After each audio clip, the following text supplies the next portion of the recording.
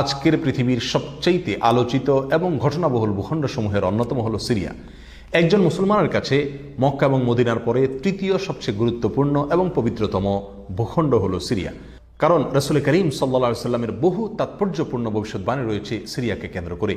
আজকের সিরিয়ার প্রাচীন এবং ঐতিহাসিক নাম ছিল শাম। এই শামকে কেন্দ্র করে যতগুলো বর্ণনা হাদিসের কিতাবসমূহে পাওয়া যায়, সেই শামের সীমানা অবশ্য আজকের সিরিয়া থেকে বেশ খানিকটা বিস্তৃত এবং বড় ছিল। সিরিয়া, জর্ডান, ফিলিস্তিন এবং লেবানন এই দেশগুলো মিলে ছিল তখনকার শাম। অবশ্য তখনকার শামের সবচেয়ে প্রধান এবং বড় অংশ যেহেতু আজকের সিরিয়ায়, সেই জন্য সিরিয়াকেই সাধারণত শাম বলা হয়। শাম বা সিরিয়ার প্রধান এবং অন্যতম বৈশিষ্ট্য হলো যুগে যুগে আল্লাহ সুবহানাহু ওয়া তাআলার পক্ষ থেকে বিভিন্ন নবী রাসূল যে সারা পৃথিবীতে এসেছেন, তাদের সবচেয়ে বড় অংশ এবং সবচেয়ে বেশি সংখ্যক নবী রাসূল এসেছেন এই শাম বা সিরিয়া। শাম বা সিরিয়া এটাই কিয়ামতের ময়দান হবে। কিয়ামতের দিন লোকেরা এখানেই সমবেত হতে থাকবে। এর বাইরেও শাম বা সিরিয়া প্রসঙ্গে রাসূল করিম সাল্লাল্লাহু আলাইহি সাল্লামের আরো অনেক গুরুত্বপূর্ণ মন্তব্য এবং বক্তব্য রয়েছে। সামান্য কয়েকটি বক্তব্য আজ আপনাদের সম্মুখে আমরা পেশ করতে চাই। তার মধ্যে এক নম্বর হলো সহিহ বুখারীতে বর্ণিত হয়েছে, নবী আলাইহিস সালাম বলেছেন, লা তাযালু তায়ফাতুম মিন উম্মতি মানসুরিন লা ইয়াদুররুহুম মান খাযালাহুম হাত্তা তাকুমাস সাআ। অর্থাৎ আমার উম্মতের মধ্যে একটা বিশেষ শ্রেণী, বিশেষ কিছু লোক থাকবে, একটা দল থাকবে যারা সত্যের পক্ষে লড়াই করতে থাকবে, আল্লাহর সাহায্য তাদের সঙ্গে থাকবে এবং তারা এই সত্যের পক্ষের লড়াইকে অব্যাহত রাখবে কিয়ামত কায়েম হওয়া পর্যন্ত। তাদেরকে যারা পর্যদস্ত করতে চায়, অপমান করতে চায়, ক্ষতি করতে চায়, তাদের কেউই তাদের কোনো ক্ষতি করতে পারবে না। এই হাদিসে নবী আলাইহিস সালাম যে দলটির কথা বলেছেন, যারা সাহায্য প্রাপ্ত হবেন আল্লাহর পক্ষ থেকে এবং যারা অটল অবিচল থাকবেন সত্যের উপরে কিয়ামত পর্যন্ত, যাদেরকে কেউ অপদস্থ করতে পারবে না, সেই দলটি কারা এবং তাদের অবস্থান কোথায় হবে, এই প্রসঙ্গে সহিহ বুখারীতে নবী আলাইহিস সালামের একাধিক সাহাবায়ে কেরামের মন্তব্য রয়েছে, যারা বলেছেন যে এখানে যে দলটির কথা বলা হয়েছে তারা হলেন সিরিয়ায় অবস্থানকারী হবেন এবং এটা হবে কিয়ামতের ঠিক আগ মুহূর্তে। তাবরানীর এক বর্ণনা, নবী আলাইহিস সালাম নিজেও বলেছেন আল্লাহর সাহায্যপ্রাপ্ত সেই দলটি থাকবে সিরিয়ায় বা শামে। সিরিয়া প্রসঙ্গে দ্বিতীয় হাদিসটিও বর্ণিত হয়েছে সহিহ বুখারীতে। বিখ্যাত সাহাবী আব্দুল্লাহ ইবনে ওমর রাদিয়াল্লাহু তাআলা আনহু বলেছেন, রাসূল করিম সাল্লাল্লাহু আলাইহি ওয়াসাল্লাম ইরশাদ করেছেন, আল্লাহুম্মা বারিক লানা ফি শামিনা ওয়াফি ইয়ামানিনা। অর্থাৎ আল্লাহ আমাদের সিরিয়ায়, আমাদের ইয়ামানে আপনি বরকত দান করুন। এই কথা বলার পরে উপস্থিত লোকেরা বলল, ইয়া রাসূলুল্লাহ ওয়াফি নাজদিনা, আমাদের নজদেও আল্লাহ বরকত দান করুন, সেই দোয়া করুন আপনি। নবী আলাইহিস সালাম তাদের কথায় কর্ণপাত না করে আবারও বললেন, আল্লাহুম্মা বারিক লানা ফি শামিনা ওয়াফি ইয়ামানিনা। লোকেরা আবারও বললেন, ওয়াফি নাজদিনা, আমাদের নজদেও। নবী আলাইহিস সালাম তখনও একই কথার পুনরাবৃত্তি করলেন এবং পরিশেষে বললেন, নাজদ সেই জায়গায় তো ফিতনা ফাসাদ হবে, সেখানে তো হত্যা, মারামারি, খুনাখুনি হবে, সেখানে তো ভূমিকম্প দেখা দিবে এবং সেখান থেকে তো শয়তানের শিং উত্থিত হবে, সেখান থেকে তো শয়তানের শিংয়ের আবির্ভাব ঘটবে, বের হবে। এখানে নাজদ বলতে কোন এলাকাকে বোঝানো হয়েছে, এই প্রসঙ্গে মুহাদ্দিসিন ইকরামের বেশিরভাগের মন্তব্য হলো নাজদ বলতে ইরাককে বোঝানো হয়েছে। নাজদ বলা হয় উঁচু অঞ্চলকে, আরবের বিভিন্ন অঞ্চলকে নাজদ বলা হয়। হেজাজ এটাকেও নাজদ বলা হয়, যেটা সৌদি আরবের ভিতরে, আর ইরাককেও নাজদ বলা হয়। সহিহ বুখারীর বিশ্ববিখ্যাত ব্যাখ্যাতা আল্লামা কিরমানী রাহিমাহুল্লাহ এবং আল্লামা খাত্তাবী রাহিমাহুল্লাহ এবং আল্লামা ইবনে আব্দুল বার রাহিমাহুল্লাহ সহ অনেক বড় বড় মুহাদ্দিসিন ইকরাম এবং হাদিসবিদগণ মন্তব্য করেছেন যে হাদিসের শেষ অংশে নবী আলাইহিস সালাম যে নাজদ প্রসঙ্গে মন্তব্য করেছেন, সেখানে নাজদ বলতে ইরাককে বোঝানো হয়েছে। হাদিসের সবচেয়ে বড় সমাহার কানজুল উম্মালে আবু নাঈমে বর্ণিত নবী আলাইহিস সালামের এক হাদিসে পরিষ্কারভাবে নবী আলাইহিস সালাম নিজেই বলে দিয়েছেন এখানে নাজদ বলতে ইরাককে বোঝানো হয়েছে।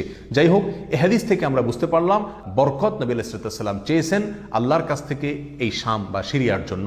তাহলে এই শাম বা সিরিয়া এটা গুরুত্বপূর্ণ একটি জায়গা এবং নবী আলাইহিস সালামের কাছে খুবই প্রিয়, আল্লাহর কাছে খুবই তাৎপর্যপূর্ণ একটি ভূখণ্ড। তৃতীয়ত যে হাদিসটি আমরা এই প্রসঙ্গে পেশ করতে চাই, সেটি বর্ণিত হয়েছে সুনানে আবু দাউদে এবং মুসনাদে আহমদে।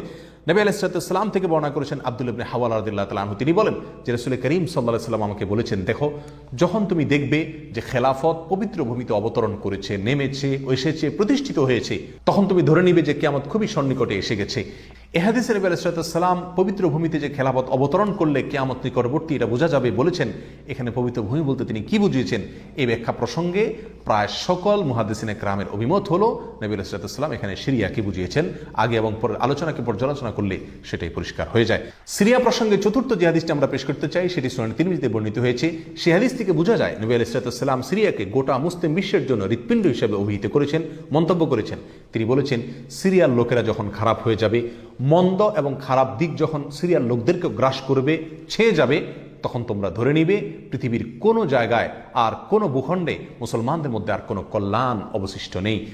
অর্থাৎ হৃৎপিণ্ডের মতো সিরিয়ার মানুষের মধ্যে যখন পচন ধরবে তখন গোটা দেহে, গোটা মুসলিম বিশ্বের মধ্যেই পচন তার আগেই ধরে গেছে, এটা পরিষ্কারভাবে বোঝা যাবে।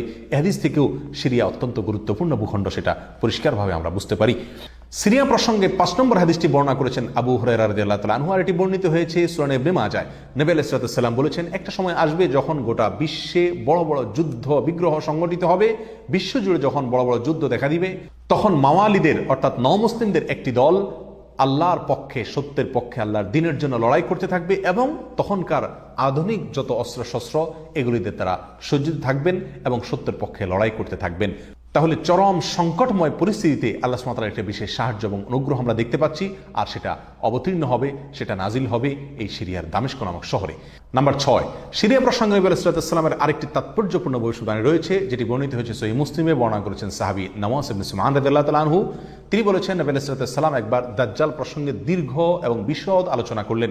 একটা পর্যায়ে এসে তিনি বললেন, কিয়ামতের পূর্বে আল্লাহর নবী ঈসা আলাইহিস সালাম যে আসমান থেকে অবতরণ করবেন পৃথিবীতে, তিনি অবতরণ করবেন মূলত সিরিয়ার দামেস্ক নামক শহরের, বর্তমান যে রাজধানী সেই দামেস্ক শহরের পূর্ব অঞ্চলের একটি উঁচু এবং সাদা মিনারায় তিনি অবতরণ করে দুনিয়াতে আসবেন। এসে সারা পৃথিবী জুড়ে তাণ্ডব চালানো দাজ্জালের বিরুদ্ধে তিনি লড়াই করবেন এবং সিরিয়ার এই লুদ নামক জায়গায় তিনি দাজ্জালকে হত্যা করবেন। একজন মুসলমানের কাছে যে সিরিয়ার ভূখণ্ডটি অত্যন্ত তাৎপর্যপূর্ণ তা পরিষ্কারভাবে হাদিসের মাধ্যমে ফুটে ওঠে। নাম্বার 7, তিরমিজি বর্ণিত এক হাদিসে আসছেন, নবী আলাইহিস সালাম ইরশাদ করেছেন, কিয়ামতের পূর্বে ইয়েমেনের হাজরামাউত নামক শহরে সেখানে আগ্নোৎপাত দেখা দিবে, আগ্নেয়গিরি দেখা দিবে এবং সে আগুন মানুষকে ধাওয়া করতে থাকবে। সেই পরিস্থিতি আসলে কিয়ামতের ঠিক পূর্ব মুহূর্তে আমরা কি করব, এই প্রসঙ্গে সাহাবায়ে কেরাম নবী আলাইহিস সালামের কাছে দিক নির্দেশনা চাইলে তিনি বললেন, আলাইকুম বিশাম, তোমরা শাম বা সিরিয়ায় গিয়ে আশ্রয় নিবে। অন্য এক হাদিসে আসছেন, নবী আলাইহিস সালাম বলেছেন, একটা সময় আসবে যখন 3টা জায়গায় একসঙ্গে যুদ্ধ চলবে, সিরিয়ায় এবং ইয়েমেনে এবং ইরাকে। একজন সাহাবী প্রশ্ন করলেন, ইয়া রাসূলুল্লাহ, আমাকে ওই সময় আপনি কোন পক্ষের হয়ে লড়াই করার জন্য নির্দেশ করবেন? নবী আলাইহিস সালাম বলেছেন, তুমি শামের হয়ে অর্থাৎ সিরিয়ার হয়ে তুমি লড়াই করবে, আর যদি সিরিয়া হয়ে লড়াই করার সামর্থ্য তোমার না থাকে তাহলে ইয়েমেনের পক্ষ তুমি অবলম্বন করবে। এই হাদিসও একেবারে পরিষ্কারভাবে সিরিয়ার গুরুত্ব এবং তাৎপর্য আমাদের কাছে ফুটিয়ে তুলছে। নাম্বার 8, মুসনাদ আহমদ সহ বহু হাদিসের কিতাবে বর্ণিত হয়েছে, কিয়ামতের পূর্বে যে আগ্নেয়গিরি দেখা যাবে, যে আগ্নোৎপাত দেখা দিবে, সে আগুন মানুষকে ধাওয়া করতে থাকবে এবং সারা পৃথিবীর মানুষকে ধাওয়া করতে করতে করতে একটা জায়গায় একত্রিত করবে, আর সেটি হলো সিরিয়া। নবী আলাইহিস সালামের ভাষায় আরদুল মাহশারি ওয়াল মানশার, অর্থাৎ সিরিয়াই হবে কিয়ামতের ময়দান। কিয়ামতের সময় সারা পৃথিবী থেকে মানুষ সমবেত হয়ে এই সিরিয়াতেই একত্রিত হতে থাকবে। নাম্বার 9, নবী আলাইহিস সালাম আরেক হাদিসে বলেছেন, মালায়েকাতুল্লাহি বাসিতু আজনিহাতাহুম আলা শাম, আল্লাহর ফেরেশতাগণ সিরিয়ার উপরে তাদের ডানাকে ছেয়ে আছেন অথবা ছেয়ে থাকবেন। এই হাদিস থেকেও শাম বা সিরিয়ার গুরুত্ব করে পরিষ্কারভাবে ফুটে ওঠে। নাম্বার 10, এক হাদিসে আসছেন, নবী আলাইহিস সালাম তার এক স্বপ্নের বিবরণ দিতে গিয়ে বলছেন যে, আমি একবার শুয়েছিলাম, দেখলাম আমার মাথার নিচ থেকে আল্লাহর কিতাবকে ছিনিয়ে নিয়ে যাওয়া হলো এবং সেটাকে যখন নিয়ে যাওয়া হচ্ছে আমি তাকিয়ে থাকলাম কোথায় নিয়ে যাওয়া হচ্ছে। দেখলাম যে একটা আলোক রশ্মি চলে যাচ্ছে এবং যেতে যেতে সিরিয়ার ভূমি পর্যন্ত সেটা চলে গেল এবং সেখানে গিয়ে অবতরণ করলো। এরপর নবী আলাইহিস সালাম বললেন, আলা ইন্নাল ইমানা ইযা ওয়াকাআতিল ফিতানু বিশাম, অর্থাৎ যখন সারা পৃথিবীতে ফিতনা ফাসাদ ছেয়ে যাবে তখন ইমানের ঠিকানা হবে সিরিয়ায়, আর ইমানদারদের আশ্রয়স্থল হবে, শেষ ভরসা হবে সিরিয়া। সম্মানিত ভাই বন্ধুগণ, এই হাদিসগুলো থেকে পরিষ্কারভাবে ফুটে উঠলো যে মক্কা মদিনার চাইতেও ঘটনাবহুল হবে কিয়ামতের পূর্ব মুহূর্তে শাম বা সিরিয়া নামক ভূখণ্ড।